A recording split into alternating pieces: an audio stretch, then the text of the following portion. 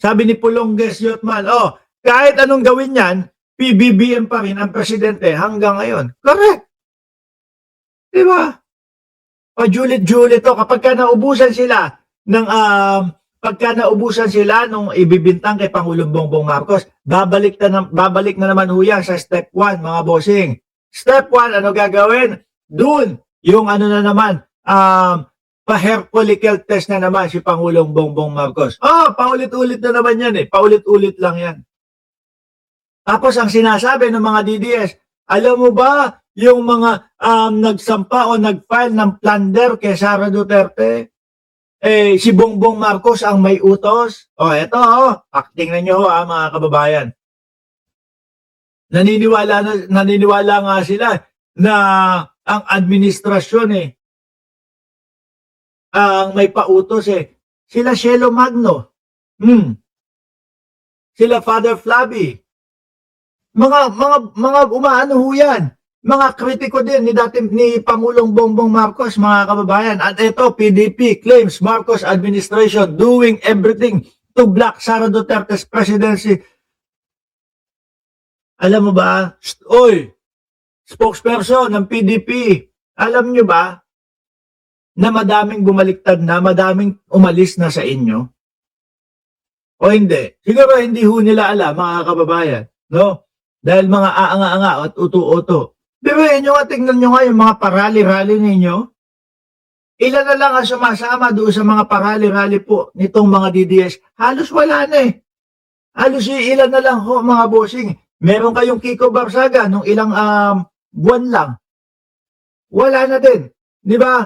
100 lang ang sumama doon sa rally ni Kiko Barsaga. Sabi ni Bench, Bongson, pati ka lugar mo sa Iloilo, hindi ka na pinapaniwalain dahil may nakaso ka. May kaso ba si Bongson? Hindi ko alam. Sabi ni Ice Rain, Lagmay, DDS mindset na yan. Hindi na nag-group na nanatiling nursery, hindi man lang na-promote ng kinder. Dinuhin nyo? Ibibintang nila at ipamumuka na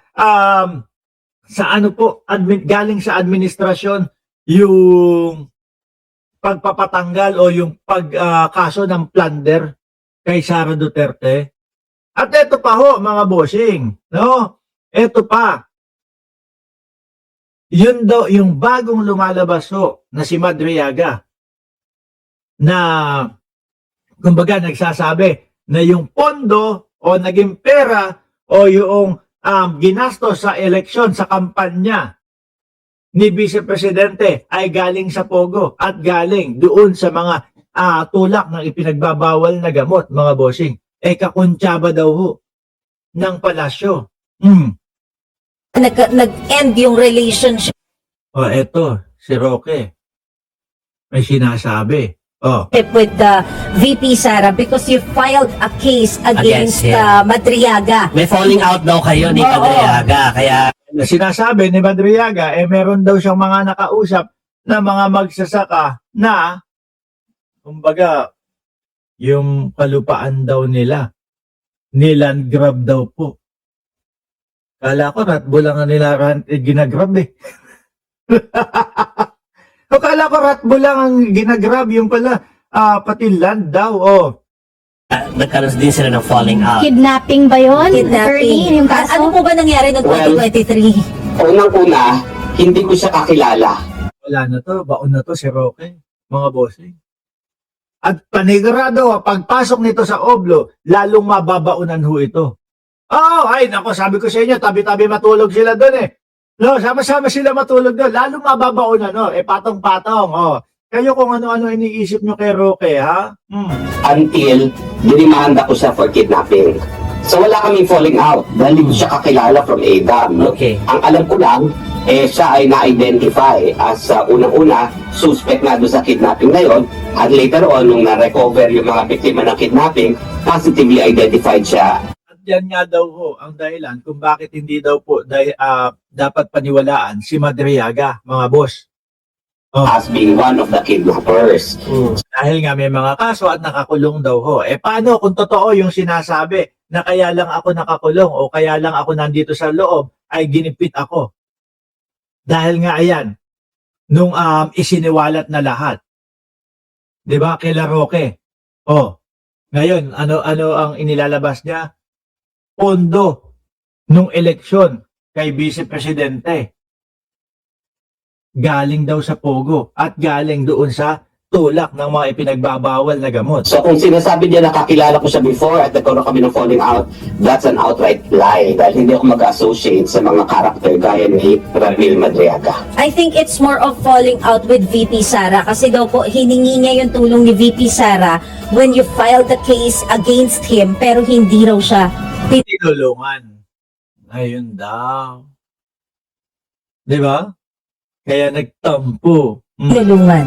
Ganun po ba? Iba daw kasi kapag pinailan daw si Roque ng kaso, parang pinailan daw ni Madriaga ng kaso ang mga Duterte. Ang version na ng Well, alam niyo, ang pagkakaalam ko lang, hindi siya kakilala ni VP Sara.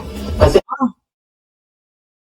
May mga picture na lumalabas Ang dami nagkalat na magkasama, may selfie pa nga, di ba? alam mo, sa piskalya pa lang yan, ginamit na niyang alabay na yung panahon daw na di umano na nanginap sila, siya ay nag-a-attend at isang parallel event ni VP Sara, no? Sabi ni Ma'am Neng Gigi, mukhang maraming alam si Roque na paghalata involved siya.